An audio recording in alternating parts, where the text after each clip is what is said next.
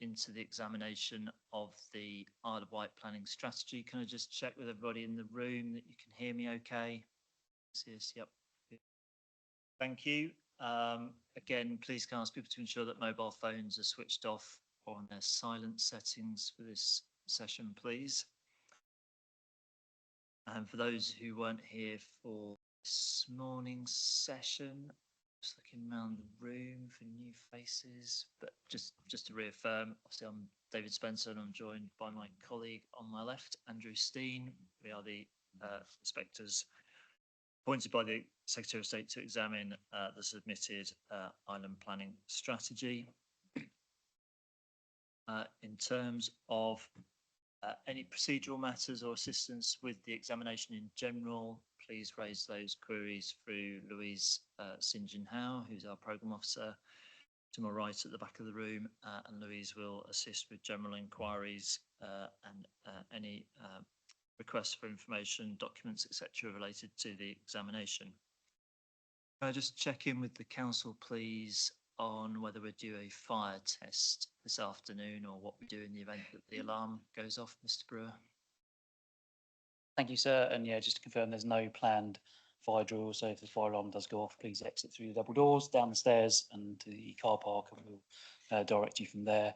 And it's probably just also worth mentioning, obviously we have a time restriction this afternoon until 4 o'clock. That's because there is a corporate scrutiny meeting in the chamber tonight dealing with potential school closures. So please be aware as you are leaving the premises, there may be potential protests outside. So just please proceed with caution in terms of exiting the building. Thank you. But can I just confirm, Mr. Brewer, people can leave the building in the normal way, in the way that they've either entered the building? Yeah. Absolutely correct, yes. Thank you for that. These events are being live streamed and recorded. Can I check, does anybody else wish to record this afternoon's session? No. These are obviously public meetings held in public, but only those seated around the table may be able to participate in the discussion. We'll be raising a number of questions, primarily for the council to answer in the first instance, before potentially opening them out to others. You may contribute on points that relate to representations that you made on the plan back in July, August of last year. Now is not the time to introduce wholly new matters or areas that you've not previously commented on. If we don't bring you in at a particular point or have a direct question for you, then obviously the usual convention is to just upend your nameplate and we'll bring you in at the relevant point in the discussion. We'll see how we get on, but with a kind of a 4 o'clock curfew, we may not necessarily have a mid-afternoon adjournment, but if we do, it'll probably be truncated to around about 5 minutes at maximum. But we'll see how we get along.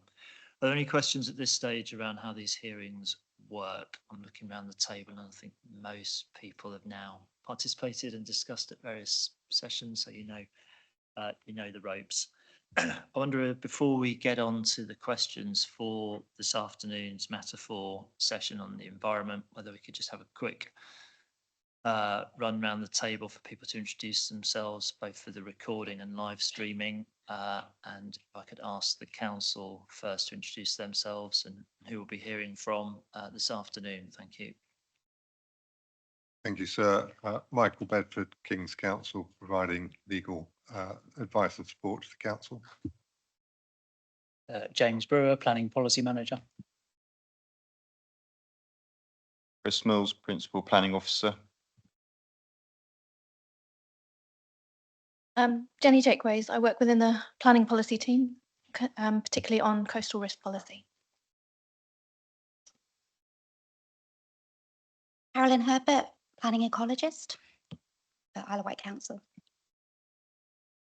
David Long, BCM Wilson Hill, acting for various planning clients as a planning and development consultant.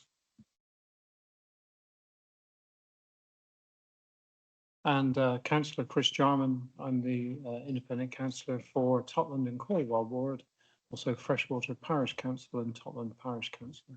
Thank you. Lindsay Goodyear, Bell Cornwall, here for small block developments. David Farrell, Farrell Design Studios, also for small block developments. Justin Gentleman from Foreland Homes. I'm an Isle of Wight property developer and I've been building homes on the island since 2002. Thank you. Good afternoon. Mark Barrett from the Home Builders Federation. Thank you. That concludes the introduction. I'll pass over to my colleague, Mr. Steen. Thank you. Thank you. Before we took a break, I think because we're finishing a bit early, I'm aware that we might not get through everything, and there's someone who's hoping to be here but isn't, but we got a rough idea of what they're interested in. So it may be that if I skip over something on the agenda, it's because it's of their particular interest. And if we've got time, we'll come back to it. If not, we'll do it another time, probably Thursday afternoon. But I thought it's probably just worth setting that out before we start. So I'm going to essentially go through the agenda. I've got a number of questions that I, for the most part, I'll put to the council first, and please do upend your signs if you want to say anything, and I'll try and call you in. So the first thing on the agenda is to do with the historic environment. Our MIQ 4.1, and yeah, the council's made some recommended some changes to policy EV1. You've set out which of those. I think there's one change to the policy and a number of changes to supporting text, and you've set out in your response where they fit in terms of whether they're necessary for soundness or they're just other more minor changes. Is there anything else you want to say on that before I move forward to any other question? Just a very quick point, just for everyone's benefit, really, that those changes identified in CD7 are the result of quite a really comprehensive working relationship with Historic England over the plan making process. So we have a statement of common ground with them, and those changes fell out of that. So that's where those changes have come from, and hence why we've suggested them. But yeah, nothing further to add in terms of 4.1. Thank you.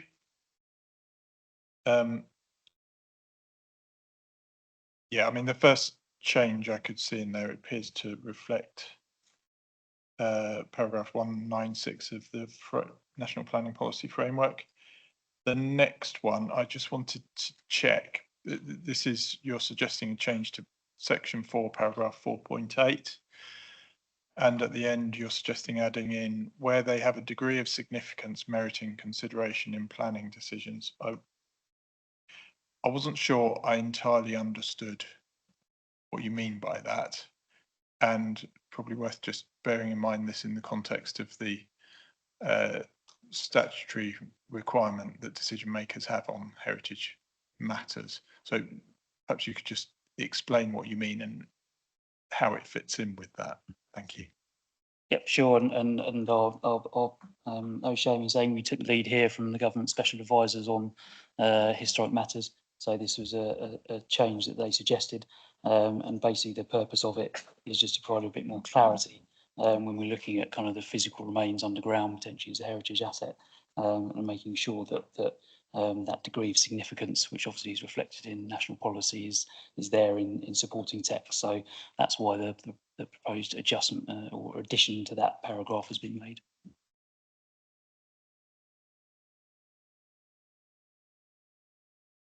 We think so. It sort of captures fairly the definition of heritage asset in the glossary to the December 2023 version of the NPPF, which the relevant bit reads: a building, monument, site, place, area or landscape identified as having a degree of significance meriting consideration in planning decision because of its historic interest. Because obviously there might be things which are underground or otherwise, but which simply are intrinsically uninteresting. So my garden spade that I left behind, as it were, when I moved house, might not be terribly interesting to everybody else, and so on. But yeah.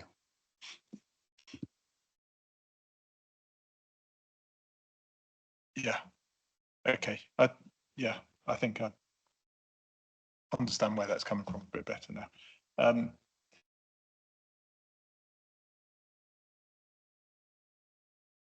Yeah, and I just wanted to check the other changes that you're suggesting. Yeah, most of them deal with heritage at risk, I think. And again, reflect paragraph 196 of the framework. I think that's right, isn't it? Yeah, just to check whether this is going to whether or not they're necessary for soundness, but do you think they add just, or you perhaps are suggesting you don't, but I just wanted to just ask you to respond to whether they add justification for the policy to assist with soundness and therefore perhaps might be necessary. Do you want to say anything about that? I think from our perspective, they mainly add a bit more colour to some of the paragraphs there, and thinking around some providing a couple of specific examples when we look at kind of paragraph 4.16 and the change there. So I think we would stand by what we say in our hearing statement response, that they're not strictly necessary for soundness, but do help provide clarity, and that is reflected in the hearing statement that Historic England have also submitted to the examination as well.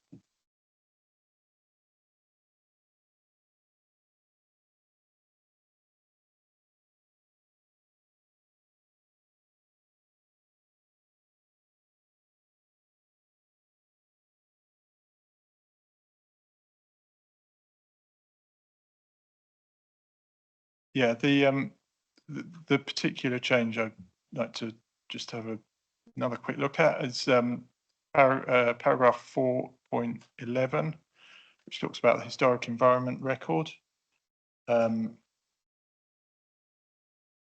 whether that is necessary to justify the policy and therefore go to soundness.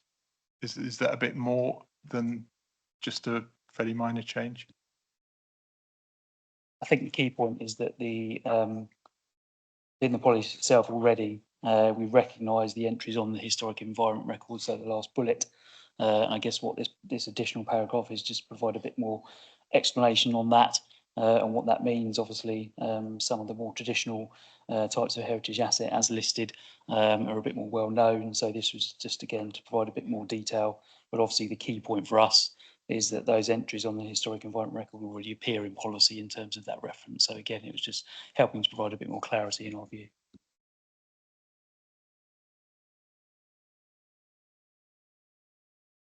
Okay, thank you. Sorry, this I think I've picked up a really pedantic point. I think in paragraph, I've forgotten exactly where it is, in paragraph 4.11 somewhere, you've used the word significant, and I think it probably should be significance.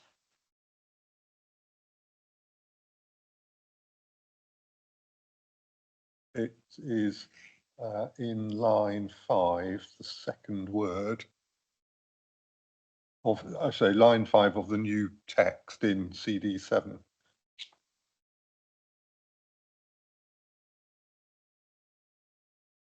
So after where it says in many cases, the heritage significant, it says, of remains has yet to be fully understood. And that should obviously be a significance. Yeah, I told you it was a very pedantic point. I don't think we need to need to focus any more on that. Okay, thank you. I didn't have any other questions on the historic environment policy. And doesn't look like anyone's wanting to talk on that. So we'll move on to what I've titled on the agenda policy requirements. So we'll run through these. The first one is biodiversity net gain. And I think Ms. Goodyear made a point in her statement, a quote from Rachel Reeves, the Chancellor, talking about stop worrying about bats and newts. So I mean, I asked in my question, get it up in front of me, I picked up that someone was suggesting that net gain for biodiversity should be greater than 10%, and I've seen what you've said in response to that, so I don't intend to ask about that particular point. However, the one question I do have is about the 10% is now a statutory requirement. If it's a statutory requirement, does it also need reflecting in policy? Do you want to comment on that? Yeah, it's a fair point. It is a statutory requirement covered under the Environment Act. But I think, again, when you're thinking around the importance of biodiversity and the role it plays, especially on the island, and looking at the number of policies we have in the environment section, whilst it is mandatory, we think it deserves to be kind of recognised in policy. It is a key policy requirement. It is something that I guess has itself been on a journey over the last 2 or 3 years, and will continue to be so as well, as the development sector and the LPAs get to grips with BNG and what it means for development and all the associated issues. So from our perspective, we feel it should remain in EV2, albeit with the proposed adjustment that we've set out to recognise that not all development requires mandatory BNG. Obviously, there is some that is exempt. And so in terms of principle as opposed to detail, we don't see really a distinction between it's well established that development plans will have heritage policies, even though listed buildings and conservation areas have their own statutory controls. It's well established that development plans will have policies relating to development taking place in international or European sites, even though they're also subject to their own regulatory control. So we don't see the principle of having policies that cover something which is the subject of regulatory control as it were, problematic or as unsound. Obviously, what could raise an issue, which we recognised we need to make sure that we are dealing with, would be if we were inconsistent. Let's say if we were being more onerous than the regulatory controls, we would certainly need to be able to justify that or refine our position to bring it in line with the regulatory controls. And it's the latter that we've sought to do by recognising those exemptions from the PNG regime. But we think that particularly in terms of providing through the development plan, as it were, a very clear indication to those proposing development of all of the criteria that they would need to address. We think it's more helpful to have policies which include those statutory elements rather than simply saying, well, this is the development plan. And in a sense, by the way, it's up to you boys to go and sort out all the other regulatory requirements you have to comply with, because we're going to tell you nothing about them. Sorry, I shouldn't have said the word boys, I should have said persons, but the point being. Yeah, yeah, I understand that. I can see that. I think the reason I was asking the question is whether what's in the policy is a little bit fixed and whether it could be a bit more flexible. Because Mr. Brewer said something about the requirements being on a journey that is changing over time, and perhaps it might change again, whereas the policy is very fixed. Whether it would be sensible to be a bit more flexible to allow that change, or maybe not. But if you want to comment on that. Well, I think we think that the wording is clear. Obviously, if there were a regulatory change, I think we would say in the first instance, you would read the policy in the light of the regulatory change. Obviously, if it was a complete reversal of BNG approaches, then there would be a question of does the policy need to be reviewed? But if it's simply a tweaking of the regulatory regime, we would say that you would simply take a common sense reading of the policy, and you would read the policy in the context of the revised regulatory provisions in a sense in the same way that when you've got policies which deal with matters which are covered by the NPPF, everybody recognises that the NPPF is in a sense a living document and goes through a number of different iterations, and you would read a policy not, as it were, frozen by reference to, well, what did the NPPF say at the precise time it was adopted? You'd say, well, what does the NPPF say that covers that topic? And I think we would take the same view with BNG. I say, unless there was a radical, as it were, you know, the two are simply inconsistent. But at the moment, certainly there's nothing to suggest that that is the case. Okay, thank you. Perhaps I didn't see which order your things got turned up, but perhaps I'll start with, yeah, Mr. Long and move around in that direction. I'll probably disagree with Mr. Bedford. I think if the plan is adopted, then primacy is given to it. So if the B&G requirements are written prescriptively, then at the cold face of an application, the deviation from the plan against what was referred to as a common sense approach against a minor deviation to BNG or the Environment Act, I can't see it readily being taken up against the prescriptive nature of a development plan, which the planning officer would review. It's one of those issues that, again, you face huge time delay in the processing of a planning application, interpretation, third-party objection, challenge, etc. So if there are revisions to the Environment Act, then I would certainly support some flexibility to reflect that within the policy wording. And then my point too is within Mr. Brewer and Mr. Bedford referred to the exemptions. I'm not sure within the council's hearing statement, I apologise, whether the exemptions from the Environment Act have been agreed within their hearing statement, but there are quite a few exemptions that aren't referenced within EV2. You have thresholds, well, even BNG mitigation sites are exempt, and self and custom built housing applications, de minimis projects, section 73 applications by virtue of the thresholds of all the transitional periods. So there are quite a few exemptions that need to be, well, if parties agree, but I would certainly condone the fact that the policy should follow the Environment Act and integrate the exemptions applied by the Act itself. Well, I mean, just for the avoidance of doubt, even for household applicant, the plan is saying development proposals. That's everything that is a development proposal as triggered by a development operation. That's a far larger, wider meaning compared to the exemptions applied by the Environment Act.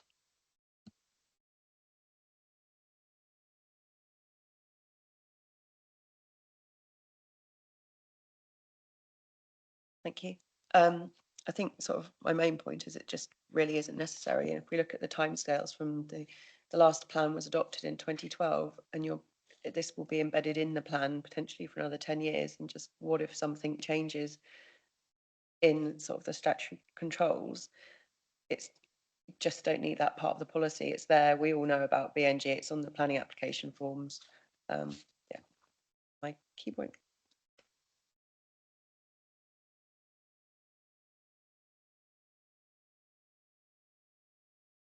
Mr. Gentleman. Thank you. It's very difficult trying to keep up with these policies, and I'm sure the Isle of Wight Council's having just as much difficulty as the rest of the industry.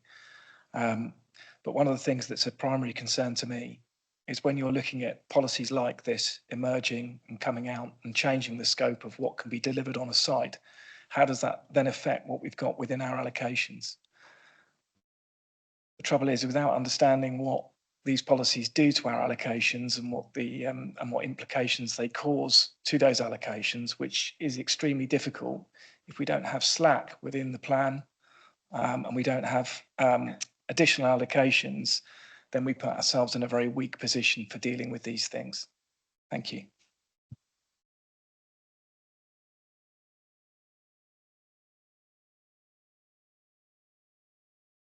Mr. Brewer, do you want to respond to?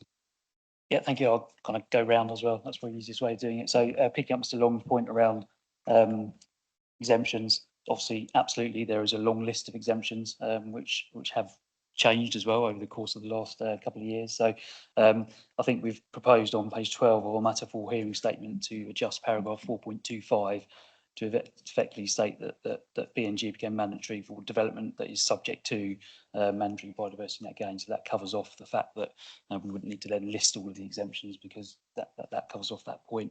And obviously a potential change could be to reflect that in the policy, to pick up Mr. Long's latest point, the second point around the wording, the policy around development proposals. So I think we've covered it in our hearing statement in terms of making sure that we're obviously going to be applying this in terms of what does need to provide BNG. I think the next point around things changing and obviously everyone knowing about BNG, that's fair. Obviously not every applicant is going to know about BNG. So some applicants, the first time they engage with planning, will be picking up a local plan. And so again, having that in there as a signpost for those particular type of applicants, we think is useful. And then the last point from Mr. Gentleman around kind of the impact on sites, absolutely fair one as well. You know, the BNG hierarchy is very much kind of on site first, off site second, and then kind of statutory credits third. So that's the kind of approach that obviously we would look to implement through our development management decisions. And every site is different, you know, depending on the types of habitat. And the one thing I think we've all kind of starting to get to grips with BNG is the complexity of it as a topic. It's very site specific in terms of the habitats that exist on a site at present, and therefore what that means for the ability or otherwise to deliver BNG on site. So obviously we discussed those points around kind of allocation, etc. earlier on, and probably will do tomorrow, but yeah, all noted, and hopefully that provides a response to each of the points made.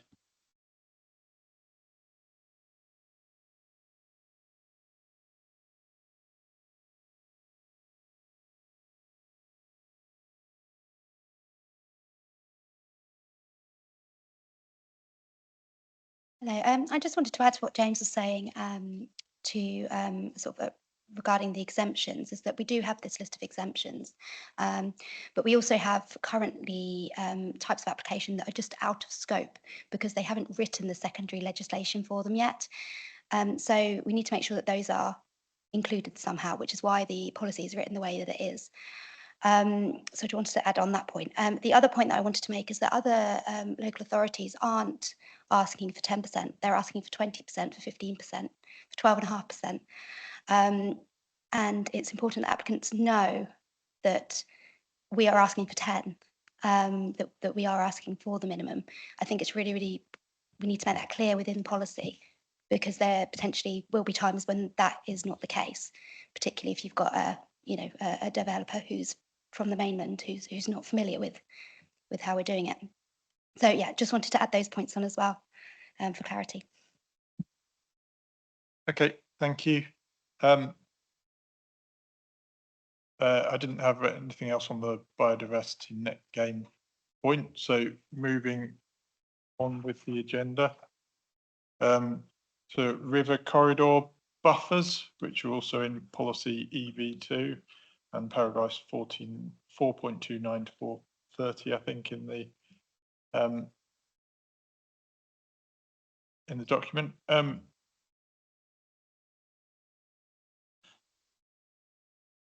So the question really is whether there should be fixed river buffers, or should the policy be flexible enough to take account of the circumstance of a particular case on the evidence submitted. I mean, the buffers are in the background text rather than policy itself. So that might be the effect of the policy in any event. But if they are justified, should they be in the policy? Mr. Brewer? Thank you, sir. And yeah, this is a kind of issue that's been worked up in conjunction with the Environment Agency and the Island Rivers partnership as well. So we're comfortable with how we've set it out in the plan. We recognise that defining buffers is challenging. There isn't like a national definition that you can kind of lean on. There is for main rivers, but not for kind of ordinary watercourses once you get away from what's the EA's responsibility. So again, we've tried to provide a lot of detail in the supporting text to assist with this particular issue. And I think, I say, touched on BNG. So obviously, if a site does have a watercourse in or next to it, then it may be that there's watercourse habitats that are need to be provided or uplifted. And again, these buffers would provide an opportunity to do that potentially. So again, we think we're comfortable and set out in the hearing statement with that. And I suppose, again, as I mentioned this morning, would point to one of the proposed housing allocations, which is in close proximity to a watercourse, HA33, and the proposed layout of that site has managed to incorporate the buffers that would be set out in this policy. Mr. Mills may want to add some further thoughts if possible. Other than it was an attempt to get it consideration formalised of where there are watercourses and there might be environmental damage, and recognition of the wider ecological interests associated with watercourses other than aquatic ecology, which my colleague can talk to you about further if necessary.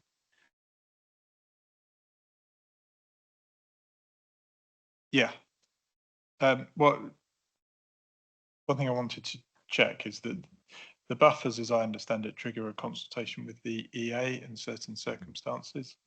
But that doesn't necessarily mean that development within them would be inappropriate. Is that right? And equally, wider buffers may be justified in some circumstances. So presumably it's a question of having the right information at application stage. Yeah, that's correct. Absolutely. And again, we've got that distinction between, you've got a stretch of water, some of it may be main river, and at a point that will stop and it'll become ordinary watercourse. So you've got two, and that might be in the middle of a development site. So then you've got the EA responsible for parts of that watercourse, and then the lead local flood authority for the rest of it. So again, what we're trying to do is provide some consistency in the appreciation of that same stretch of watercourse, even though the responsibilities may change at some point along it. Okay, thank you. I think that covers Mr. Long. Thank you, sir. Yeah, in my representation, I kind of brought out kind of the struggle and grapple between the prescriptive nature of the policy, and again, you could get into quite an interesting discussion about new development isn't just about buildings, it's about landscaping, it's about SUDs, it's about everything. What do we mean by development in this paragraph 4.29, and then the prescriptive buffers? One could easily read that any form of development that's associated with its operative description within that buffer would be precluded as a minimum requirement. You could easily read it like that and interpret it like that, rather than what I think it's trying to say is probably buildings. We then have, it goes on to 4.3, where it, for example, excludes residential curtilages. My problem with that, when you look at the 4.29 on, there's a distinction between minor and major developments, with major developments having bigger buffers than minors. But by virtue of the minors, going back to the H1 and I think G2 policies for windfall sites, we've got 100 dwellings per annum via windfall. And obviously not some of them are going to have, everyone's not going to have a watercourse or going through it. But once you start to get an appropriate sites, you could have small sites that are below, or minor sites, 9 units or below a hectare that has a watercourse. And when you're then precluding curtilages from via 8 metres, and then you've got the other death by possible 1,000 cuts by the other environment policies, you're starting to really narrow down the capability of these windfall sites coming forward. And I can foresee some problems arising with that, rather than actually just recognising that buffers are an important thing to ecological assets. Putting a measurement on there just raises concern, and it is actually being too prescriptive in that respect. And then finally, it's just, what is the distinction? Why does major development have a 16-metre buffer, whereas minors has 8? There doesn't seem to be any evidence in the library. I mean, I had to look at there's an explainer document for the environment policies, and it kind of recites the policies rather than providing an evidence base for the buffers.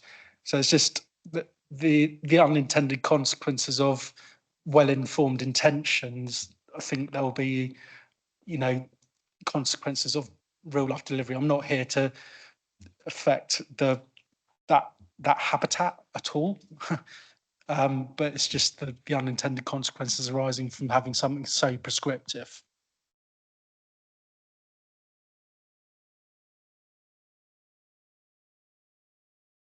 Someone from the council want to respond to that? Yeah, and I think that's in some ways reflected in the approach we've tried to take by the policy text in that last paragraph, noting this as an issue that needs consideration through development proposals, and then obviously the supporting text going into a bit more of that detail around what those buffers may be in certain circumstances and some of the issues that will need to be considered in that. We could have been a lot more prescriptive in policy text and set those buffers in policy text, but obviously recognising that every site is slightly different. And so I think Mr. Long's point, is absolutely right in terms of, that what we don't want to be is too prescriptive but we want this issue to be considered to its fullest and appropriately. Each site has got to consider it appropriately, and so I think that's why we've got taken the approach we have around the policy requirement and then the supporting text providing some of that more detail for schemes to take account of. And it's in terms of the specific dimensions, whilst the supporting text doesn't provide the explanation, certainly our matters 6 hearing statement in the matter 4 hearing statement in the response in the second bullet point to question 4.2, we've tried to explain where we got those dimensions from by reference to the EA bylaws in relation to different types of watercourses, which we say are well understood and applied, and that's what we've taken therefore to be a suitable trigger for consideration, so that I say one's got a consistent approach, and then we've referred to a practical example in relation to one of the allocations where we say effectively it's working in practice. Yep. Okay. Thank you. In which case we'll move on to the next part, which is the minimum sang size. And I noted that, my understanding of sangs reflects what you've put here about a minimum circular walk length, which is different from necessarily an area of land. So you've taken out reference to the area of land.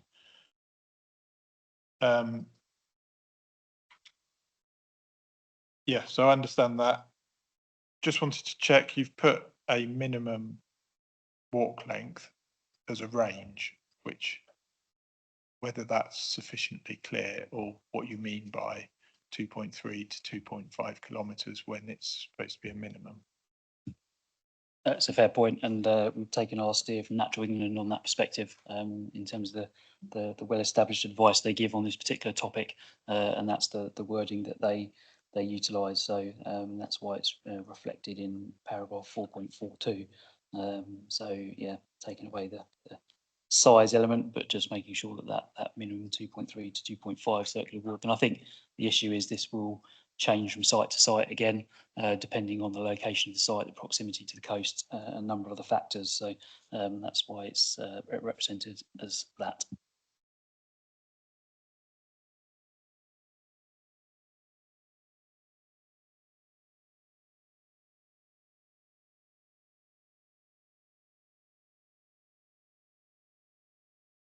Thank you.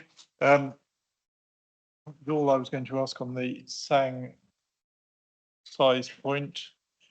Oh,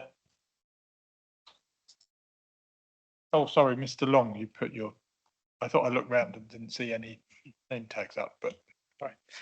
I touched on it last week, so there's several points about sang. I've been involved in a few sangs on the island for projects, and they come without science or art, essentially. and in this prescriptive nature, I can't understand the evidence base arising where the triggers starting at 75 dwellings. And if against the allocations, there are several allocations that just refer to Appendix B of open space. And interestingly, those ones that are referring to open space are more readily ones that have been through a planning process and are being determined or have been determined. And that has resulted in open space and not SANG. The ones that are some that are set for allocation include open space and SANG, and within those, 4.42 talks about minimum size of 2.2 hectares. And against the yield of those allocations, it's physically impossible to have a minimum of 2.2 hectares and the yield in the allocations. It's just mathematically impossible. You then come on to 4.43, and I think this is of Isle of Wight strategic importance. If Natural England or I'd say the competent authority, being the council, view that there needs to be mitigation beyond the scope of the Solent Protection Area contributions for bird aware, which is essentially the mitigation package in place. 4.43 says strategic SANGs may be identified. And I think for the soundness of the plan, if allocated sites need assurance, de-risked to find forward-thinking deliverable sites. Now, if it's the case, I'm not arguing which sites need SANGs or not, but if they do need SANGs, there needs to be a solution, and that solution quite readily accepted in other plan policies across the country where SANGs are identified. They're identified in the plan as an allocated SANG. To defer that is going back to the approach of, say, SP1 that leaves it quite open, and you won't find a quick, against pipeline projects, you will have significant delay. So I think the critical question is, do SANGs need to feature in the allocations? Big question mark. The Penny Feathers group, successfully navigated with Natural England most recently, as discussed this morning, that a SANG wasn't required for Penny Feathers and 900 homes, and Penny Feathers isn't that far away from the coast, but obviously that analysis has been undertaken. Some of the sites in Appendix 3, and that's probably the right approach. Some other sites are further away, but they've still got SANG in them. Why are we putting this in beyond the scope of just having allocations with open space? Point 2 is then, if we do need SANG for whatever functional related reason, it has to be in the plan. If we don't have it in the plan, we're going to have massive delay, and you're going to have these truncated planning application processes. And as we've seen this morning, you got 2018s, 2019s, and this is the very reason, because we have uncertainty about the pipeline and approach to deliver. And this is one of these environment policies, once you stitch them all together, these are the crux of how planning applications are determined, and these are quite fundamental to proceeding with positive planning. I should say that under ecology and biodiversity, I'm going to come back to SANGs a bit. What I'm interested, and I think you've stuck to this broadly. What I'm interested in is the numbers at the minute, or in terms of policy requirements. I'm going to come back to SANGs on a more general ecology and biodiversity point. So, but I don't know what you want to say, Mr. Gentleman, because it might fit in with this, or it might fit in with that. Give it a go. Again, having worked on a SANG that was 10 hectares in land take, at the time, Natural England was suggesting that there should be walking alternatives, both shorter and longer routes, and longer routes should be at least 5 kilometres. To try and accommodate a 5 kilometre circular walk within an area of land is quite land hungry. And I think it's just to echo again some of the points that David's raised. Whilst all of this stuff is hugely positive, actually we have to be realistic about what the allocations that are within the plan can actually achieve, and setting unrealistic targets and pinning them to them seems quite tricky. And whilst it isn't the point that I recognise I've raised within my comments, it would seem completely sensible to take a centralised approach from a policy perspective and allocate an area for a SANG. That would seem sensible. If this is something that we want to achieve as part of our plan, well, let's be forward-looking and allocate that and try and do that. Thank you. Thank you. Do you want to respond to that, Mr. Brewer? Or? Yeah, just a couple of points. And I guess Mr. Long mentioned the kind of 75 dwelling requirement. Obviously, that's not in the policy, that's in the supporting text. And again, that kind of talks to the fact that this can be quite site specific. And whilst Natural England aren't here, I'm not going to speak for them. Sometimes their advice may change on a single site, when in Pennyfeathers probably is a good example of that. So again, we're dealing with a degree of uncertainty over what some sites a mitigation solution might be at any point in time. That might change from point A to point B. And I think it's also just worth referencing paragraph 4.41 of the plan, which obviously notes that if a development does trigger the need for SANG, then obviously there is the ability to look at existing open space within that buffer, 5.6 kilometres, to see if it could be enhanced to meet SANG criteria. So there is an alternative. Obviously, if it cannot be provided on site, there is the ability to improve existing open space, and that is an approach, obviously, that I've worked on elsewhere as well that has been successful. So I think understand all the points being made entirely, and I think one of the challenges we have with this, again, is it can be quite a site-specific issue, and that specificity per site can also change over time as well, depending on when you're asking Natural England. I'll leave it there. And I think it's worth adding that obviously this is one of those areas where the requirement comes obviously from the habitats regulations. So there's a need to ensure from the planning authority's position at the time it grants a planning permission that it's meeting its obligations in terms of being able to satisfy itself that there's no adverse effect on the integrity of the relevant European site.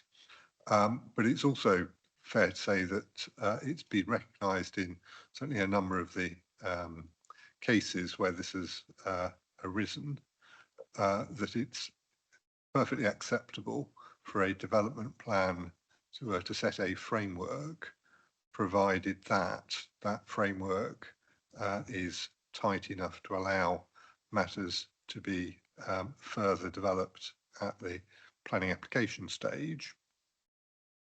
And it's often in the nature of things, particularly with SANGs dealing with recreational pressure, that until you've got a particular proposal, a tangible proposal, it's not terribly easy to assess, well, what is going to be the recreational pressure from that site, because it might be partly informed by the layout, might be partly informed by the mix of dwelling types, it might be partly informed by other recreational opportunities within the wider locality other than the affected European site. It's not always going to be simply a matter of distance, because it can also be a matter of as it were, accessible routes and issues of topography, steepness, as well as A to B, just crow flies distances. So there's a whole, in a sense, range of matters which would require to be assessed.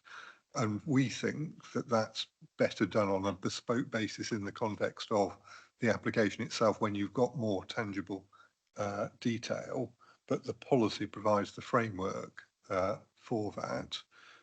And so we think that that's, as it were, the right balance between ensuring that the European designation requirements can be satisfied, but also not hindering development. And then I think just a small point, which I think Mr. Long probably accepted in essence, albeit I think the way he put it perhaps didn't pick up on this. So far as the hectareage point is concerned, we're proposing a change to remove the hectareage point, so that will fall away, and one's simply left with a linear, as it were, distance as for a route that enables a circular walk. So I think that's, I say, to add those to the points that Mr. Brewer had made.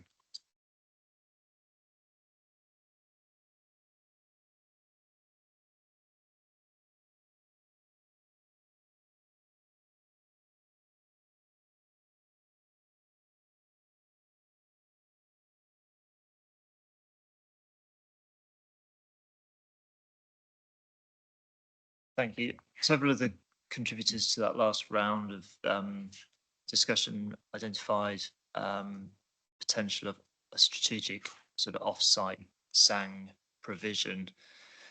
Being aware, I think somebody put it as to kind of de-risk kind of delivery on the island. Obviously, the plan refers to that within the reference of possibly being identified as part of a forthcoming local nature recovery strategy. Is this something that the council's actively considering, or is it too early at this stage? And has the council thought about off-site strategic SANG provision to enable development to come forward? Thank you, sir. I think there's a couple of points to mention in that regard. So from a local nature recovery strategy perspective, LNRS, obviously that document is due to be finalised. We are the responsible authority for doing that, and that's due to be approved hopefully through Cabinet in April. So that will be the starting point effectively to potentially consider where there may be appropriate areas to do that fit with some of the biodiversity and nature recovery principles in that document. I think that the challenge with the identification of a strategic SANG is that, as Mr. Bedford put out, as Mr. Bedford set out, one of the challenges in terms of assessing the recreational disturbance from an individual site is very site specific. And so locating, we, for example, could identify a strategic SANG in a particular location of the island, but it may well be that location doesn't then align with where the development sites are coming forward, and it will always naturally and don't consider it to be appropriate for that. And I think I'd just probably make everyone aware we have a statement of common ground with Natural England. They did not raise the necessity or the need for a strategic SANG to be identified through the plan. They're fully aware of the sites proposed for allocation. Obviously, we've heard that they've made a view on the Penny Feathers site. So clearly, if Natural England said to us, we really think there's a desperate need for strategic SANGs, we don't think this package of allocations is going to work, I would have hoped they would have informed us of that. They didn't, and we have a signed statement of common ground with them. So I'll probably leave it there in terms of the SANG issue for now. Mr. Long. Thank you, sir. I mean, as far as I'm aware, the LNRS isn't a proposed mechanism to create allocations or a strategy for SANG. That is the purpose of a plan, not the LNRS. I just can't see that as a vehicle to deliver that mechanism. And just one thing I'm still harp on about is we have prescriptive allocations in Appendix B. We know where they are. We know their distance to the sea. In my dealings with SANGs, Natural England's kind of measurement is the location of the development site in relation to the distance to the 5.6 kilometres, and that's why we have the contribution.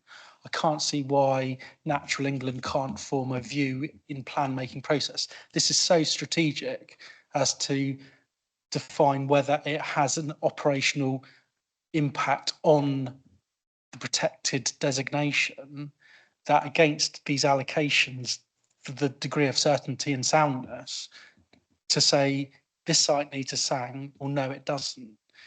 Natural England won't look at the dwelling types in application stage to form an opinion. This SANG guidance is it liberally says 1,000 population equals 8 hectares. That is as scientific as it gets. To interrogate down into specific dwelling types just doesn't come into the rationale. It is distance and number of people. And you can get that from the yields and the allocations. I think to have very open wording to say that some of these sites should have SANGs is a dangerous territory to allocate sites when they are very prescriptive. I don't. It feels like more homework is definitely needed on this ground. Not trying to interrupt the plan as a whole, but it's so fundamental to allocations process beyond the scope of open space that it really does need to be flushed out of natural England. If they've got no view on the island needs a strategic allocation for SANG, then fine, but then you can go into the Appendix B and drill down into it. Yeah, I think part of the point is that you've got allocations, so you kind of know where the development's going to go. So therefore, you could allocate a SANG. I think that's broadly what you're saying, but very simply. Yeah, Mr. Brewer. Yeah, no, it's an entirely fair point, and I think I'll say go back to the point that Natural England have been fully aware of the package of sites that we've been into. So just to potentially try and move this forward, it may well be, should the inspectors wish us to do so, that we look into the site-specific requirements in Appendix B, in Appendix 3, and just have a review of the alignment of those with the Statement of Common Ground with Natural England, and the policy EV3, because I think that's the key point, isn't it? Is to A, avoid duplication, and B, make sure that the policy we've got in terms of EV3 picks up where SANGs may be an appropriate form of mitigation, and it may be that that's the most appropriate way of dealing with it, given the Statement of Common Ground that we have with Natural England, who have reviewed the whole package of allocations that we've got.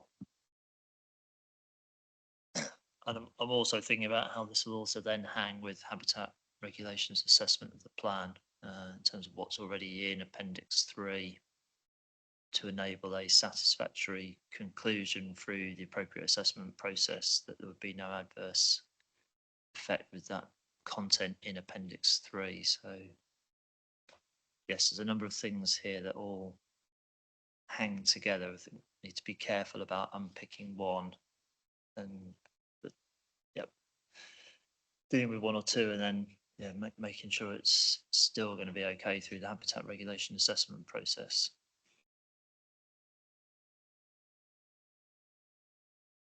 Certainly, I think we've already indicated in at least one of the responses, we would expect to have to certainly refresh the habitat regulations assessment for the final plan, because obviously the regulatory compliance issue arises at the point you cannot adopt a plan unless you are satisfied that it will not have an adverse effect on the integrity of the European sites.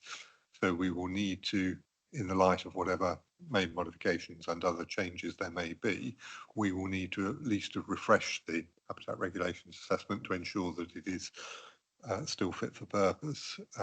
And so if there are to be any further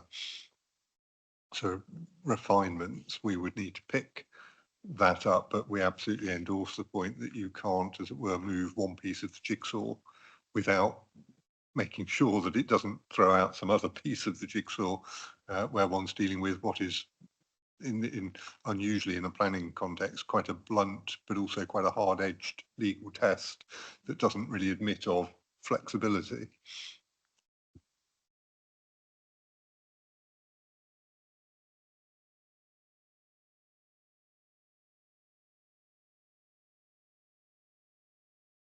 Thank you. I think that covers that. I'm going to come back to habitats, regs and things, but not so much the SANG side of it. So thank you. And I think then we can move on to the buffer to ancient woodland. Now, in my notes, I've described the justification for the minimum 50-metre buffer. It didn't seem very clear to me. So do you want to say anything on that to start with, beyond what you've written in your response to our MIQs, or should I go on and make some more points? No, I think, yeah, say page 8 of our matter for hearing statement, the last bullet there sets out the justification that we believe exists for that 50-metre buffer. So I've got nothing further to add on that at this stage. Yeah, I mean, I think the justification, as I read it, was mainly to do with it being a council decision rather than that there being any coming from another source as to why it should be 50 metres when the national guidance seems to be suggesting 15. Is there something in terms of ecology or the effects on the trees that justifies it having to be 50 metres as opposed to 15, or perhaps site specific considerations? So I think it's certainly not a site-specific consideration, but two points. One, the guidance, the national guidance refers to the 15 metres as a minimum, so it certainly doesn't suggest that it's an upper limit that should not be exceeded. What it indicates, as I think we set out in the response, is there would need to be a justification for going beyond that. It's fair to say that the justification that we've identified, it's not that it's a wholly internal, as it were, council decision, because the council decision was based on some recommendations that were put forward by the Woodland Trust during the course of the Environment Bill. So a knowledgeable conservation body with interests in, amongst other things, ancient woodlands, had identified that higher buffer zone. That had appealed, it appeared at one stage, to the legislators, at least the legislators in the House of Lords, when they were dealing with the Environment Bill, but it didn't appeal to the legislators in the House of Commons when the bill was returned to them. So it didn't become a legislative requirement, but that doesn't, in a sense, gainsay the underpinning of the Woodland Trust's views that that was an appropriate upper limit. It was, as it were, that understanding of that wider national debate that was then something that the council had made reference to when this plan was going through its scrutiny stages within the council's processes. And so it was that that then generated the desire, in the context of ancient woodland on the island, to want to see a greater level of protection than the minimum. Albeit I say that the yardstick that they chose wasn't an island sourced yardstick, it was a nationally sourced yardstick. It does have some empirical basis for it in the advice from the Woodland Trust. I mean, I don't think we can probably help you much further than that, but it's not, well, we think it would be unfair to see it as it were, simply a council decision, because it does have that kind of underpinning. Whether you regard that underpinning as it were, sufficient or weighty enough is a matter of judgment. But I say we think that the process sort of explains itself. Yeah, I think I understand what you're saying. It's whether we've got the evidence in front of us to justify that. And I think what we've got at the moment is broadly what you've said and not an awful lot more. And I think that is probably the difficulty we're going to find when we come to think about this a bit further. I mean, the question is, yeah, I mean, you've got the option, you've got the national guidance says minimum 15, so potentially we could go, could change, think about recommending changing the policy to that, or something a bit more flexible. I mean, at the moment it's just provide at least a 50-metre buffer between new development and ancient woodland. I mean, when you say at least, that sort of suggests you're going to have, there's going to be some sites that it's going to be more, but how are you going to determine that? And why would that need to be 50 metres as opposed to 15 metres if a developer comes forward with good evidence suggesting that, for sake of argument, 25 metres is sufficient to protect the ancient woodland? Yeah, do you want to comment on any? I think in terms of the at least or the minimum of, whether it's 15 or 50, that's the kind of the starting point, isn't it? That's how it's represented, whether it's 1.5 or 5.0. So that's why it's done like that. I wouldn't disagree with anything that you said so far. I'd obviously echo what Mr. Bedford said in terms of how we set it out on page 8 of our hearing statement. So there's not much more to add on it really in that respect. Yeah, I think the point is it's something that we're going to go away and think about, and what's the council going to make of, give us some sort of indication of what you might think if we come back and say that we don't accept 50 metres, we think it needs to be something else. How are you going to respond to that? So we'll be guided by any suggested modifications that you think are necessary for the sounds of the plan. So obviously we've submitted what we think is a sound plan. We've provided some evidence to back that up, but obviously we'll be guided by the inspectors in terms of whether that's something that remains in or needs to be changed. Okay, thank you. I've got 3 people with their signs up. Perhaps I'll go in the opposite direction from before. So Mr. Farrell first. Okay, so again, just on this guidance from Woodlands Trust, it is literally just that. It wasn't anything as a policy to hang your hat on, and it seems that the council are sort of charging after this larger buffer. My 2 points into that would be that then the impact of the quantum of development across the identified sites.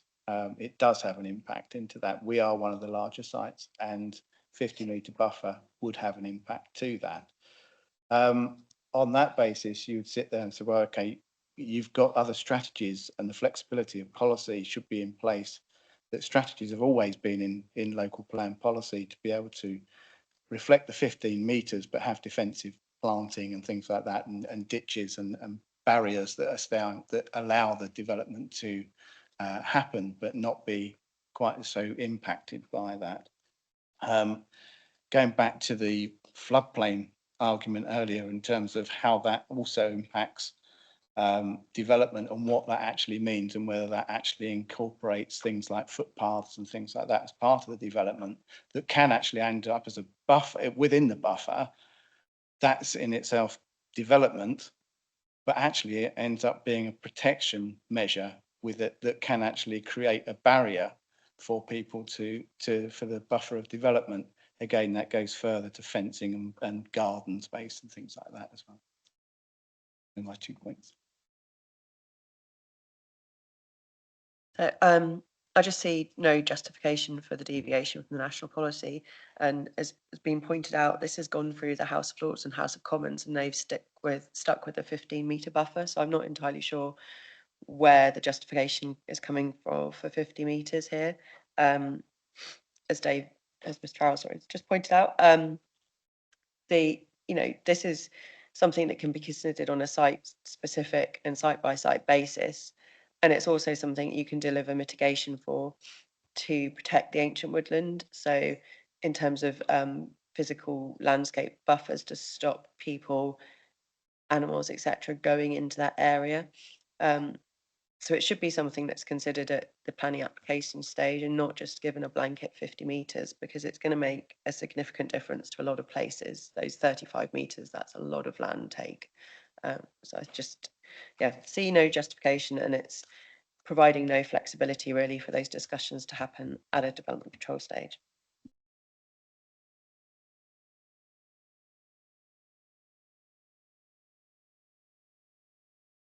Mr. Long. And just to kind of echo and follow on from those comments, going back to my point about buffer strips and it liberally saying development, what do we mean by operative development? This refers to new development. Development's just not about buildings and roads, it's about the development in its composite form. So one could misinterpret what that means quite clearly. If it's saying at least, which is a minimum distance for all development, new development, which can mean lots of different things in operative terms, we're going to get into difficulties. You could get into a situation, you might think I'm being wild and silly, but you could have a site that's 50 metres away, separated by a highway. Third-party complainant could come along and say, well, it's within 50 metres, that's what your policy is telling me. but I'm saying, oh, it's divided by a highway. But it's in 50 metres. You can't develop within it. That's what policy is saying. When you narrow it down to 15 metres, clearly there's a much more closer correlation to the impacts with woodland and a development. And by virtue, you're not going to have those silly points of technicality by a much bigger distance. And that's, you know, the guidance is explicitly evolved with Natural England and the Woodland Trust. 15 metres is the judgment where they've arrived at. I've got a live application at the moment where there was accepted position it's 15, but the Woodland Trust came forward recently and said, I want 25 metres because of a very specific material consideration about drainage, which that point has been accepted. Doesn't mean that the buffer more generally needs to be bigger. It's that buffer's been enlarged by informed discussions about a singular material consideration to increase it. And so just echoing the point, let's not make our plan more difficult than it needs to be when there's well-established guidance out there talking about the at least or minimum of 15 metres. Thank you. I mean, your point there just reminds me of discussion we had this morning that I think I suggested we might come back to, and now's probably a good point about rear of 84 Wight's Lane, and that one, whether the access, because you've mentioned roads, the access to that appeared to be within the 50 metres, and whether that is part of the development. I mean, it seems to me it may well be. So yeah, if you want to address those comments. Thank you, sir. Yeah, and I won't make any further comment on the 15 or the 50, but I think Mr. Long's point around what goes in a buffer and what's the purpose of the buffer, I think, and it's worth perhaps drawing attention to paragraph 4.58 of the IPS, where we reference kind of buffer design, and there isn't a single one size fits all, and the buffer's got to be kind of related to the requirements, the location, the type of development coming forward. So I think from the LPA's perspective, certainly in decision making and plan making, the purpose of that buffer is to provide a distance between effectively the built form and the whatever asset or the ecological asset that we're seeking to buffer from. So there will be different types of things that could be within that buffer, whether it's potential open space, footpaths and that kind of thing, that still ensure that buffer effectively doesn't get developed on. And that's the key point. So I think I understand the point that Mr. Long is making around making sure we don't, effectively cut our nose off to spite our face to a certain extent. So, but I think 4.58 provides that kind of flexibility in terms of a buffer coming forward on a site. The developer or the applicant can make the justification for what's in that buffer and why that's going to effectively secure that distance over a period of time. Because obviously, if it is, for example, footpaths that are needed to make the development acceptable in planning terms, then they're going to be there in perpetuity. So I'll leave it there.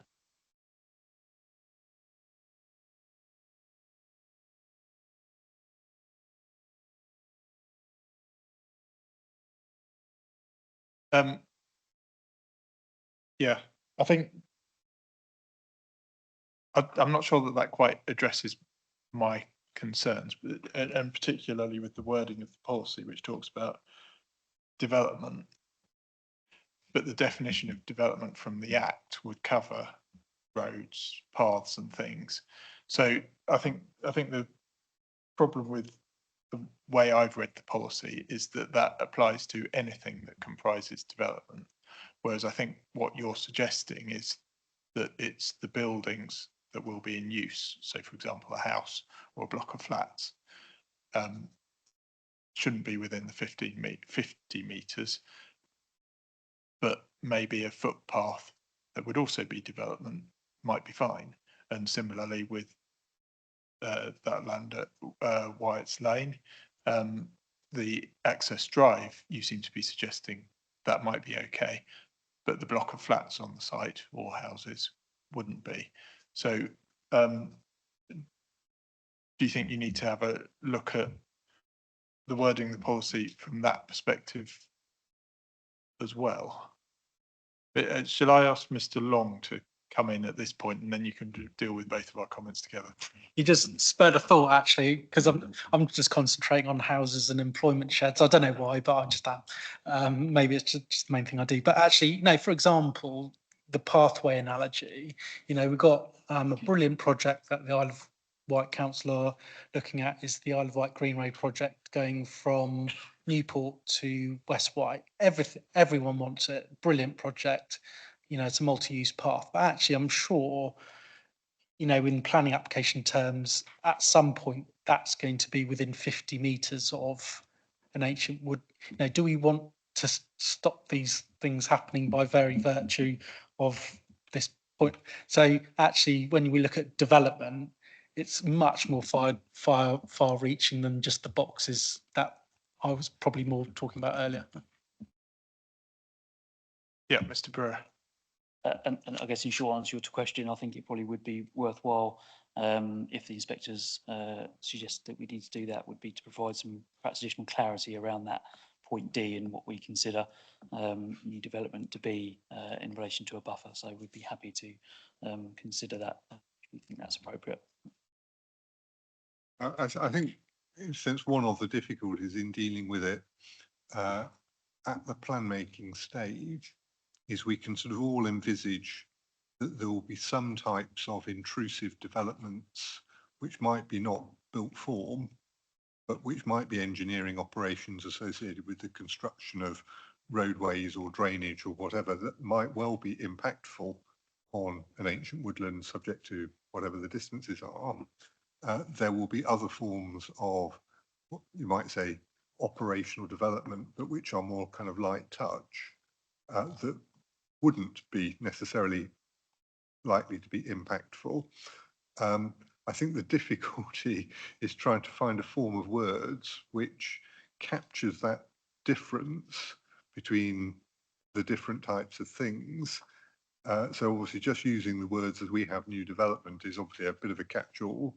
And within that concept, there will be some things which I think everybody would agree are unlikely to be impactful. But if we were to narrow it down to specify only built development, then I think there would be a danger of it being, as it were, too loose, because then there would be other things that could be harmful. I think probably what we need to do is go away and think about whether we can provide a degree more clarity, and it may be that there is a route that enables us to identify the minimum distance which is referred to in the national guidance, but then adds a further rider subject to some kind of site-specific assessment in terms of any intrusive development beyond that. So, I mean, I'm in a sense thinking aloud, but something which is captures the point that the council is concerned about is that there will be things happening in the kind of the wider zone which it would want to restrict, but it perhaps is too much of a blunt tool to say, well, everything in a wider zone up to 50 metres needs to be restricted, because it's more nuanced than that. And it's maybe just trying to find a form of words that allows us to, I say, capture that.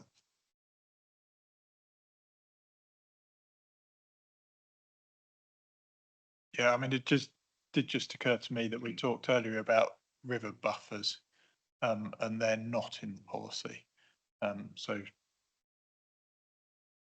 you're dealing with this issue differently from how you dealt with that one. But I think that's something for you. Well, we would say ancient woodland is, as the MPPF is very clear, is irreplaceable habitat. So it's perfectly sound, we would say, that it should attract a high degree of protection to ensure that the irreplaceable habitat remains irreplaceable and is not subject to, as it were, progressive degradation or erosion. But it's, I say, it's capturing that right degree of protection without, say, unduly jeopardizing acceptable development that could be accommodated in proximity. Okay. Was Goodyear, and then I think And then Mr. Barron. Thank you. Just sort of listening to the debate, really, I'm thinking, well, we're trying to figure out, like, what are we mitigating? What impact from development are we mitigating? Is it the people going into the ancient woodland? Is it actually the physical form of built development? And I think this is really where the issue is with trying to do something more than national policy. And it really just sort of, in my mind, is screaming to me, it needs to stick to 15 metres in minimum. When you're having these development control discussions about a footpath or a housing block, etc., then you can talk about whether it needs to be more depending on that habitat. I didn't comment on this, but just responding in terms of the conversation, I think it is come back to what Ms. Goodyear just said. And it's coming back to what the policy guidance is, where assessments show the other impacts are likely to extend beyond this distance. So it already starts in terms of national guidance in terms of what the minimum is 15. And then the assessment goes beyond there. And that's what national guidance is saying. So it doesn't preclude going to 50 metres if that is what the impact is there. So I think starting off that at least 15 metres, and then actually there's the wider considerations that you then have from that point. And I think it's coming back to what national guidance is saying with regard to that, rather than putting in a 50 metre now, saying it may well be, but that is for the assessment on that site-by-site basis. And I think that's what Mr. Brewer is referring to.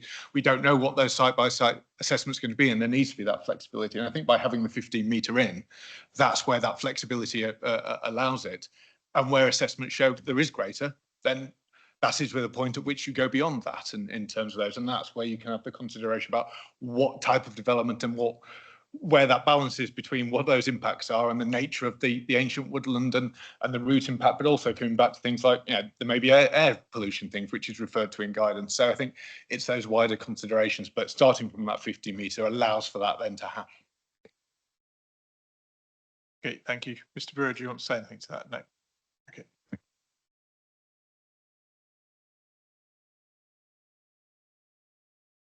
Yeah, the other thing that I had on the agenda, oh, sorry, Mr. Spencer, you were going to say something. Thank you. Just to understand the genesis of the 50 metres, and as Mr. Bedford's kind of set out some of the rationale, if you look at it from the other way around and where some of the evidence for that could be. From the council's response to our question, it's at regulation 18 at an earlier stage of the plan making process, looking at least 15. We discussed last week when the council had taken its strategic housing land availability assessment, it's applied at least 15. Will we, I think the council has provided what happened or how it dealt with comments in relation to both the regulation 18 consultations.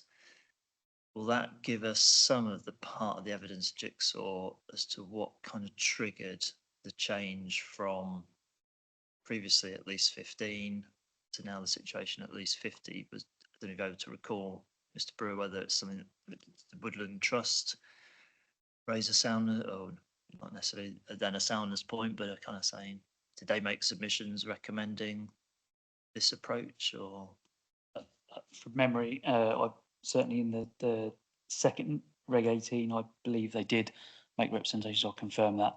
But I think as Ms. Bedford set out earlier, perhaps the key trigger was the kind of the Environment Act and the correspondence around that, which we referred to in our hearing statement. So obviously there were a number of representations around this issue and trees and ancient woodlands in general and protection to them. But I think we'd point to the hearing statement and the Environment Act and that correspondence around that, which is what we would, I guess, see as the first switch from 15 to 50. Thank you. And just very finally, just briefly on that point, Mr. Brewer, are you able to recollect, I mean, was it a recommendation to that policy and scrutiny committee to adopt or move to a 50 metre buffer? So it was a recommendation from that scrutiny committee that went to cabinet. From the scrutiny committee, which went to cabinet. Was there a recommendation to them? No, so effectively the corporate scrutiny committee undertook quite a detailed review of the plan and the policies within it and came up with a number of recommendations to cabinet. This was one of them, and then the cabinet agreed to include some of those.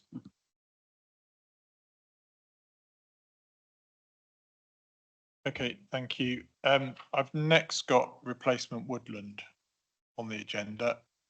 You've answered our question on that, and I wasn't actually going to ask you any more on that unless someone else wants to make any points on that particular point. Doesn't look like it. Okay. Yeah, I mean, these were the reason why there was a separate question on the policy requirements was that I was just reading through it. There was a bit of concern that you've got quite strict requirements in different places. So that's why we put that as a separate question rather than going through each individual one against the policies in a way. Yeah, I'm happy for you to comment on that if you want to, that general point, or yeah. Just a general, yeah, that's something I referenced at the start really, is obviously, you know, that the environment policies in the plan are extremely important. The environmental is one of the spokes of sustainable development.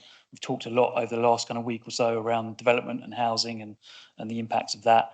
So, you know, the environment policies are important to the council. The environment of the island is extremely important. It plays a fundamental role in some of the key economic sectors when you're thinking about tourism as well. So is an extremely important topic. We have a climate environment strategy as well. There are a number of corporate plan objectives linking to the environment. So from our perspective as plan makers, they're quite strong indicators around the importance of the environment. And so we fully acknowledge that we are being relatively strict, if you would term it that, in some of the policy requirements in this section, but believe we are you know, perfectly appropriate to do so given the importance of the environment to the island. Thank you.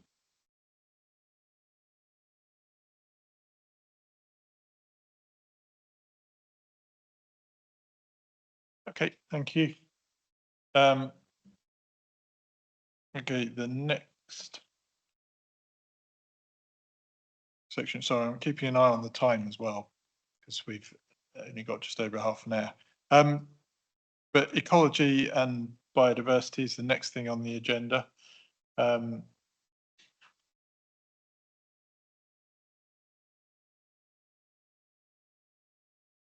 I think, yeah, you've made some policy modifications to EV2 that address some issues. So I think what my further questions deal largely with that, with those proposed changes. But the first one, I just need to open something up, check what it was.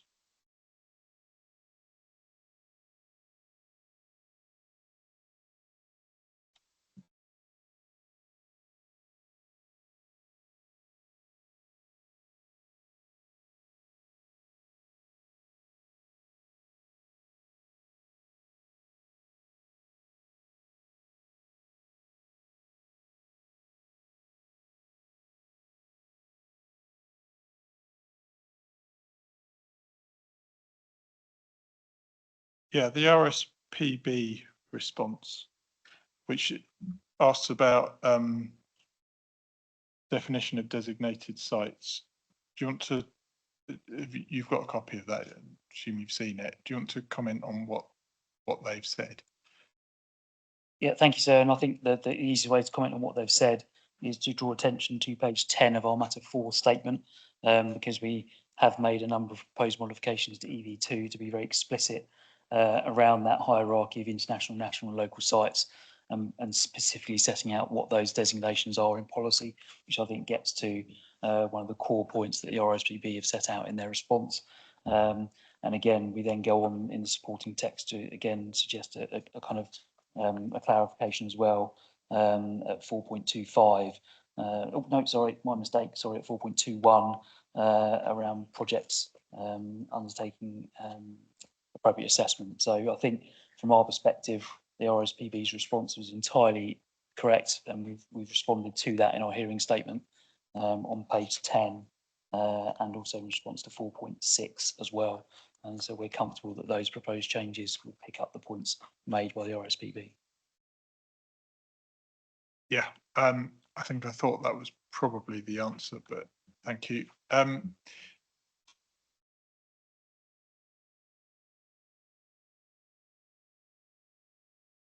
Yeah, I mean, this comes back, this next question comes back to something we asked earlier about another policy. Yeah, you've got requirements relating to SPAs, SACs and Ramsar sites. And repeating the habitats regulations, such as considerations of overriding public interest.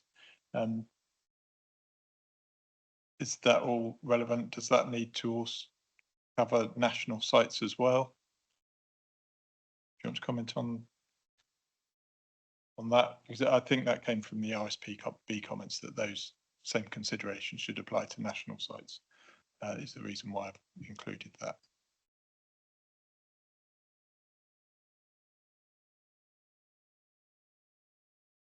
Yeah, apologies, sorry.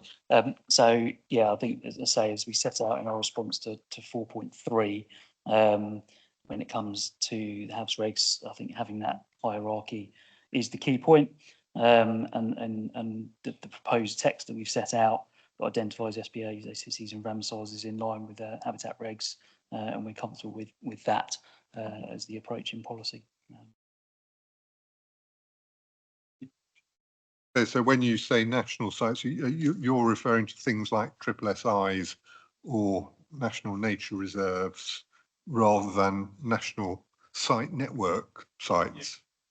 There were kind of 2 points to the question, really. Firstly, the points at the end, the numbered points, seem to broadly reflect what's in the habitats regs, which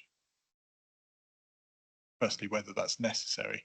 And the second point is that the RSPB seem to have indicated that they think that similar considerations should apply to national sites.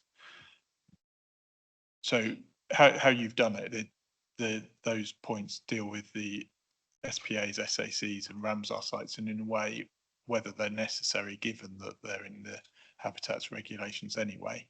But should there be something that deals with the national sites as well, which is the point I think the RSPB were making, or that's what I thought when I was preparing and read it.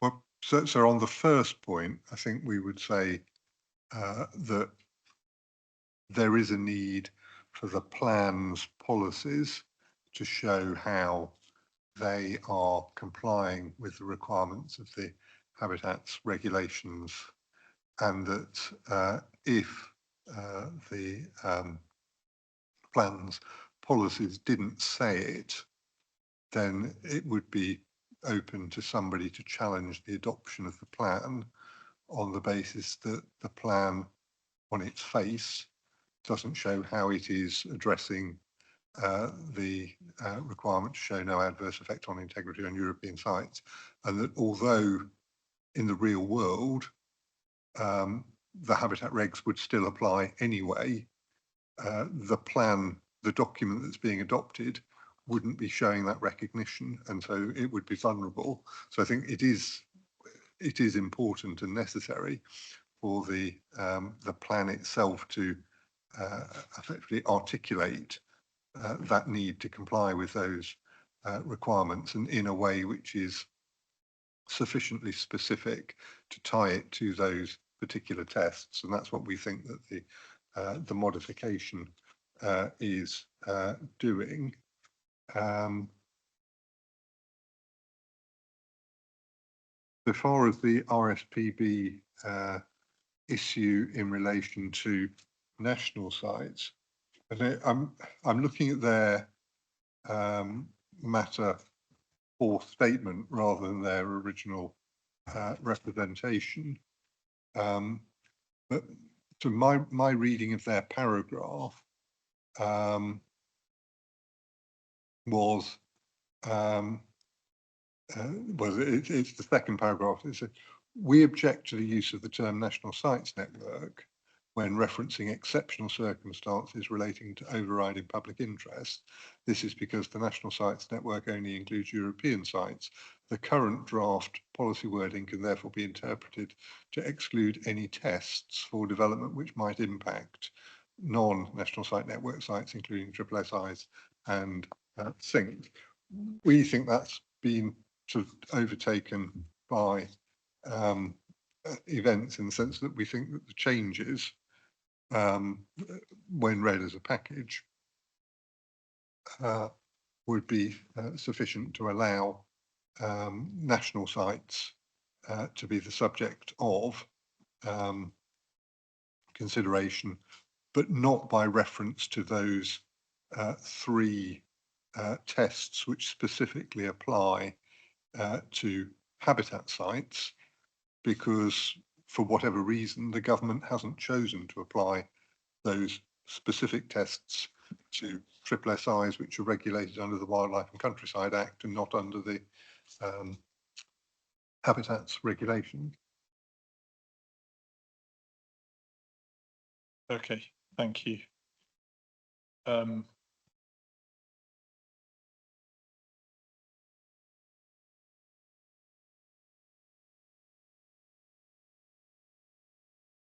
Yeah, you want to? That's all right. I just wanted to sort of clarify the changes that were suggested. And it was basically to kind of tie up the sort of relict wording from previous iterations of the plan, and the use of the phrase sensitive sites, where it seemed to kind of refer to two different things. And hopefully the changes, as Mr. Bedford has said, sort of by changing that, it almost kind of addresses the second point. But I just wanted to add the point that within the NPPF, there is already a prescription of dealing with triple SI sites and considering those in respect of overriding public interest as well. So it's actually within national policy. And I'm not sure whether that needs reflecting as well, or whether that's just standalone within the policy itself. And then in terms of all other sites, when you actually consider them in terms of ecology, when you're looking at protected species and the designations that they receive as a whole, that's kind of a matter to be dealt with under the sort of the planning applications themselves. And it does, is very, very site dependent. So it's very, very difficult to sort of prescribe that, but that is met within the other points of the strategy as well, where it does discuss protection of protected species and local wildlife sites.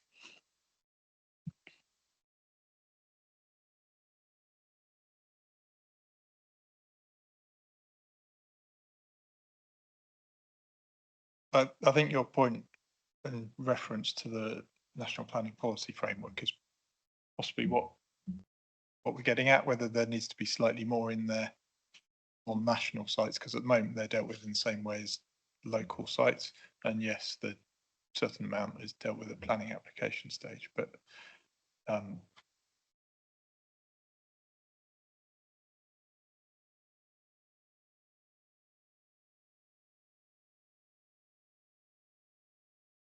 So would it help to have the paragraph number of NPPF where it's referred to? and this is the 2023 version.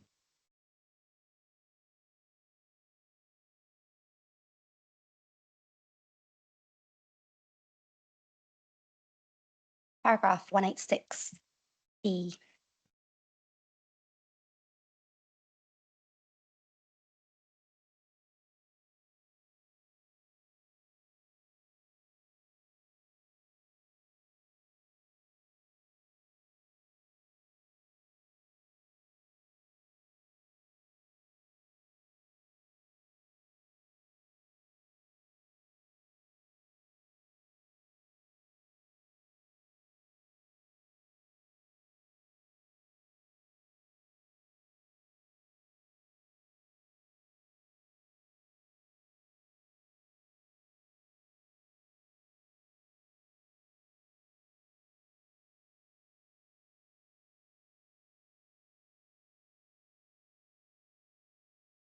Yeah, I guess the question is, does the policy reflect that?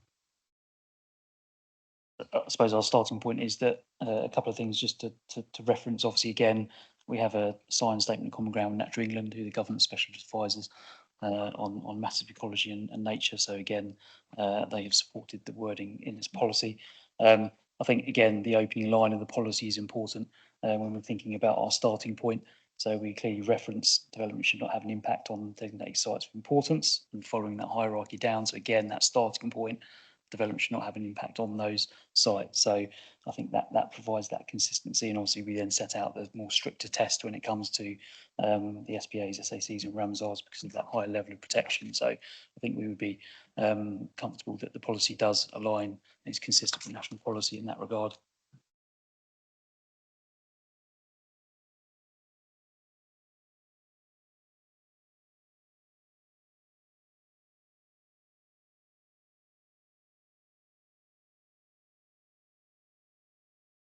Perhaps just in sort of summation, I think if you thought that the opening sentence was insufficient on its own, because that would carry with it, we would say, an implication that you would need to then have regard to what the NPPF says about impact on designated sites in accordance with the hierarchy. If you thought that that was insufficient, then I don't think we'd see a problem with, in a sense, 186B, that test being then put in as a separate test, probably underneath the reference to the European sites, as it were, a further explanation as to what the approach would be, i.e.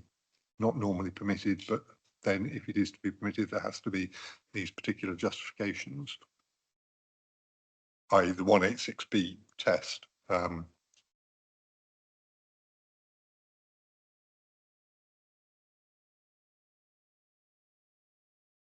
Yep.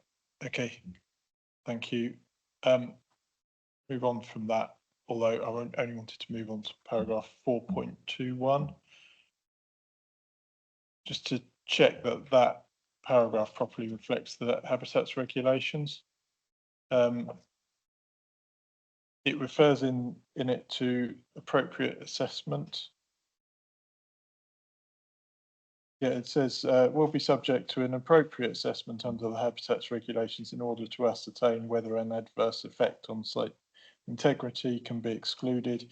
Now, maybe a fairly minor point, but my understanding is that you carry out a habitats regulations assessment to work out whether there would be an adverse effect. And as part of that, you would carry out an appropriate assessment to work out whether there's any mitigation for that effect. I think at this point, I'll just say we have provided some proposed, albeit minor modification to 4.6. So that's our starting point. I'll take Tell me where they are. So that's on page 12 of our matter 4 hearing statement. And again, this is to align with that consistency with the PPG on appropriate assessment and the relevant legislation in terms of the HABS regs. That's, again, we've proposed some amendments to 4.21. I'm going to turn to my left at this point and bring in the expert. I think in 4.21, that first sentence actually refers to the screening part of the habitat regulations assessment, where you are testing for likely significant effect. And then it goes on to the appropriate assessment. So the whole paragraph itself is speaking of the HRA. If that needs to be clearer, then that's accepted. Yeah. Sorry, reading that sentence, I think that should say habitats regulations assessment instead of appropriate assessment. I think I'm probably being a little That's bit the fussy, integrity but test. So the habitat regulations assessment as a whole contains obviously the appropriate assessment, which is the integrity test, which ascertains whether an adverse effect on the site's integrity can be excluded in the presence of mitigation. So we could add that in. That is acceptable. Does that answer your query?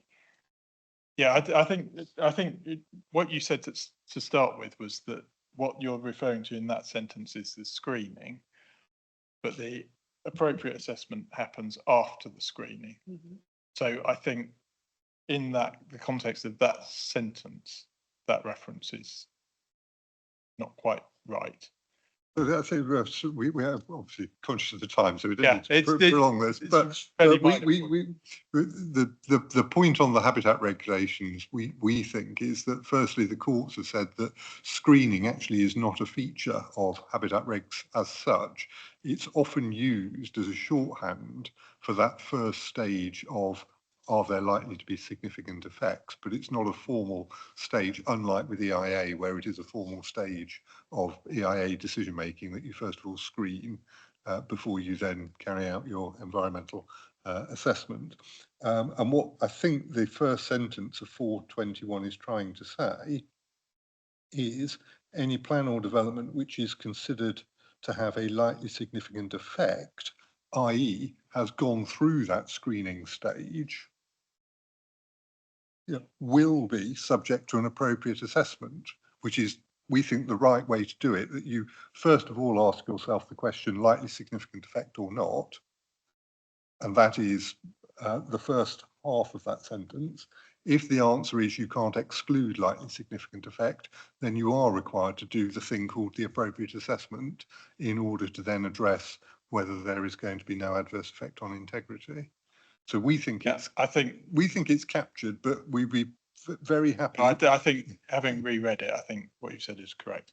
I think it's the last part that I was a bit concerned about, which is the amended suggestion in your answer to the was it question 4.6.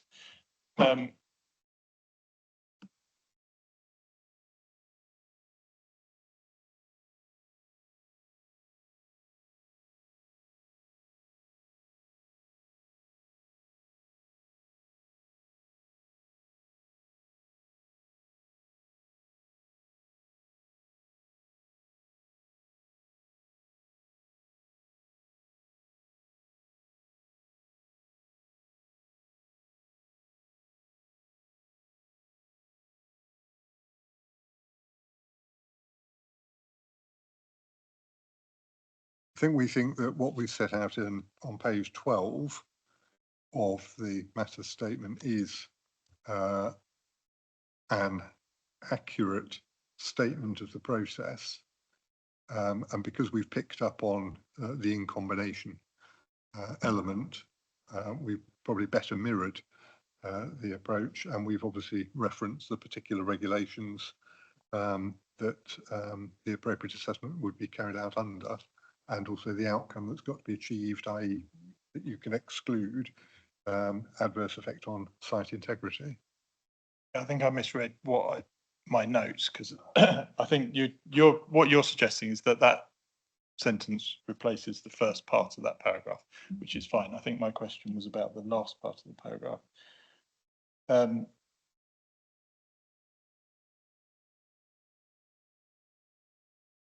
Yeah, and whether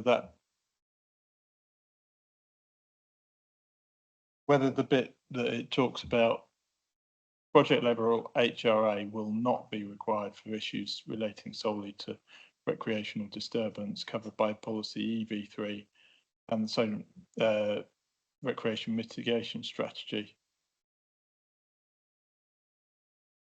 But my question was, surely the HRA is still required to be undertaken by the competent authority, but the appropriate assessment will be passed as mitigation has already been put in place.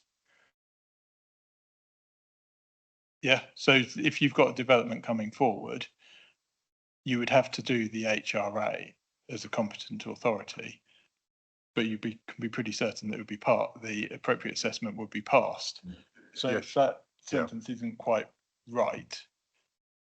Yes, I think probably that is in danger of getting caught up in that horrible people over wind issue about when you can bring mitigation into account and not into account, because in a sense having that strategy in place does allow you to very quickly move through screening to the outcome, but it is still a form of HRA that you're having to undertake in order to get there, because of the fact that you can't rely on the mitigation at that initial screening stage.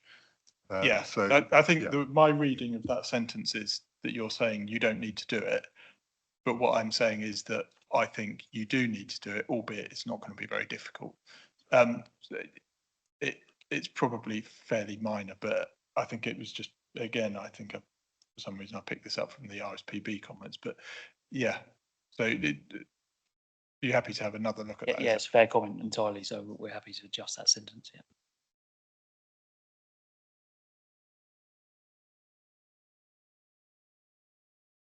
Sorry, it took us a bit longer to get there because I misread my own notes. And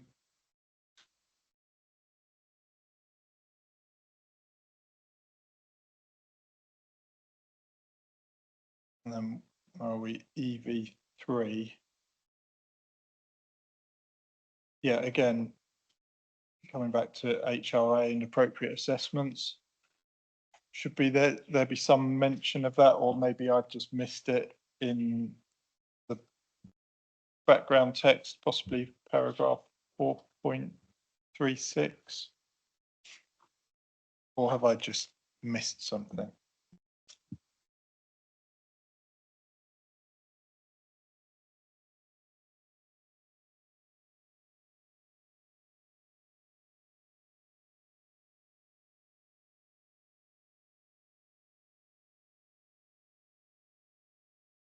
If it assists, so that we can add in a line in 4.36 to reference, I guess, the stage of the process that mitigation package sits at and the purpose it plays.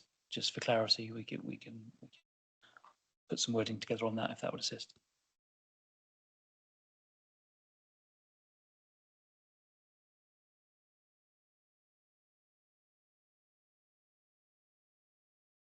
Okay, thank you.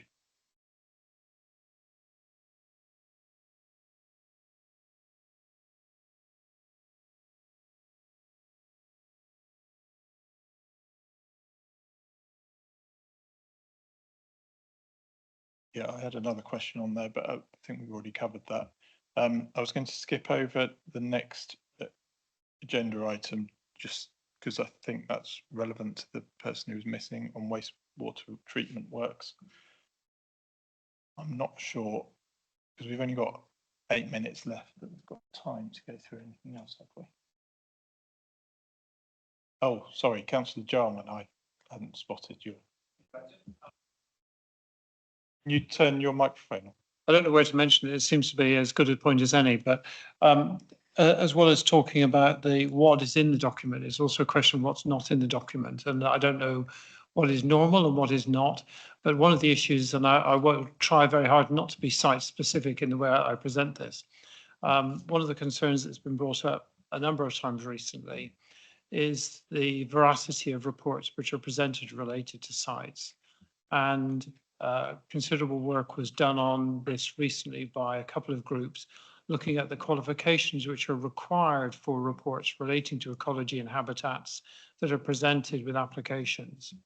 And currently the plan seems to be silent on this point, but there are actually statutory guidelines which define the minimum qualifications for people who are entitled to present reports. In some cases, they can be presented by a more junior person under the oversight of a fully qualified individual. But there is no mention of that currently within the document. And I think it's quite important that when we are considering applications against a policy, that we are able to put trust in the documents which are presented to us. And so without a mention in the plan at the moment of that qualification criteria, the actual assessment that follows, I think, can itself become somewhat suspect. I don't know what other authorities deal with this. I mean, one way would be to simply, very simply check the qualifications of the author of reports coming in, which is what I know external groups have done. That isn't a requirement of the council at the moment in its policy, and in some cases might be a rather difficult process to do. But again, it's a process of trust in the integrity of the process. And if we cannot trust the qualifications of the authorship of documents coming into the process, it's very difficult to put trust in the process, in the results of that process coming out the other end of that. So it's what they call a sausage machine here. So I take your guidance on how that might be brought or amplified within the document based on your knowledge of how other authorities perhaps deal with it. Thank you. Thank you. Mr. Brewer? Yeah, just as another point of information on that point. So the council has just recently completed a consultation on its One App. So effectively the documents and type of documents that we expect to be submitted to support a planning application, they go into quite a lot of detail about what documents need to be provided, where they need to come from, who needs to be involved in the preparation of them. So that has been a detailed process. So that's where that would get picked up. From the LPA's perspective, would be through that One Up route rather than in the local plan itself. So the council does have policies, it's just not within the local plan. Correct. Yeah, it's more development management focused through our kind of local validation lists and the One Up consultation that we've just concluded. And can I just clarify with the council, in terms of the proposed modifications to policy EV2, I think they're presented within the context of biodiversity net gain, but I don't know if they have wider implications. Proportionate information, completing, submitting protected habitat species surveys, whether there's something more sort of generally within policy EV2 in terms of the adequacy of information that's coming in to enable the council to assess the impact of proposals. I think from our perspective, we've almost got a double whammy there. So obviously we're setting out from an ecological perspective the types of reports we've got, and then through the One App process, we can consider the quality of those documents that get submitted to us, which is obviously the case with any application that we receive. So I think we're comfortable from the LPA that we've covered it in both plan making and decision making. And the One App, is that what some of us might refer to or consider as the local list? Yeah.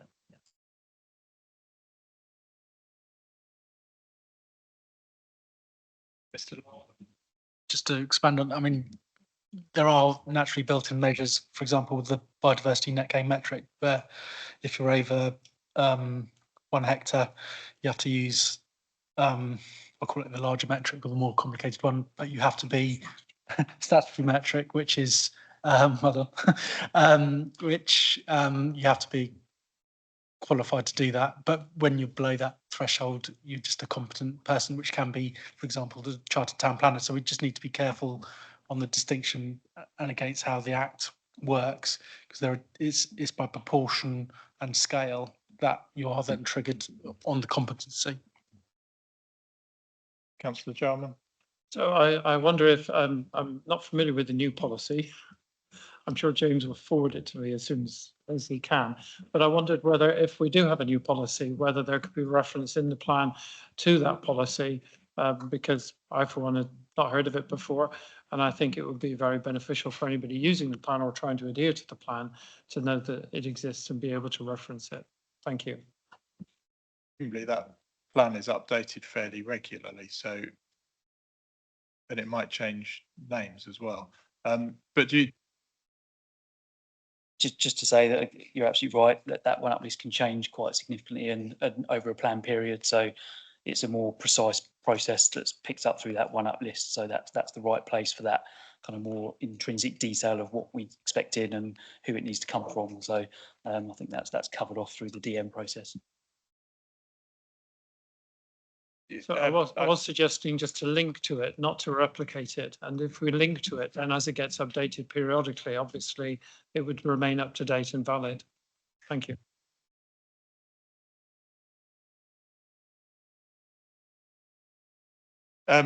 yeah, I make it, it's just about 4 o'clock and unfortunately we've got to leave the room. We've got quite a bit more to do, but I think we're going to have to carry on with this on probably Thursday afternoon from 2 o'clock.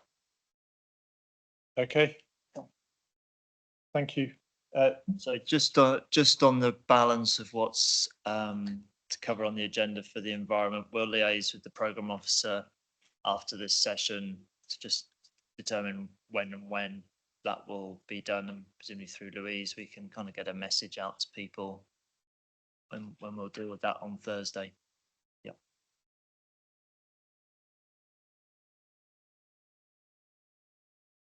Right, session. I can see people have already been coming through the door, think ready to move us out. So we'll draw the session to a close. Thank you everybody for your contributions this afternoon, and we'll see some of you again for this particular session if you've got the time at probably about 2 o'clock on Thursday.